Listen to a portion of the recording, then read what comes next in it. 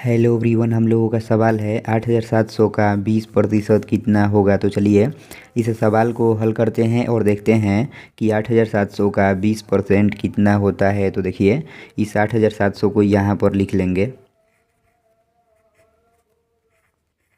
यहाँ पर का है तो जैसा कि हम लोग जानते हैं कि इस का मतलब होता है गुणा, इसलिए इस का के लिए यहाँ पर गुणा का चिन्ह दे देंगे और इस 20 को यहाँ पर लिख लेंगे।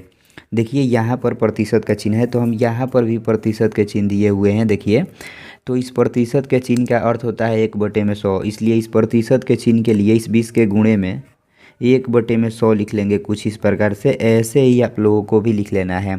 अब हम इसको कटा लेंगे तो देखिए इस एक जीरो से इस एक जीरो कटाएंगे और इस दूसरे जीरो से इस जीरो को कटाएंगे।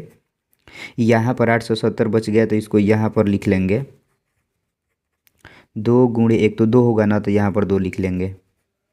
अब इस 870 में इस 2 से गुणा करेंगे तो देखिए गुणा करने का आसान तरीका, इस 2 से इस 7 में गुणा करेंगे तो 2 7 14 होगा, तो 14 का 4 लिख लेंगे और हासिल 1 हो जाएगा।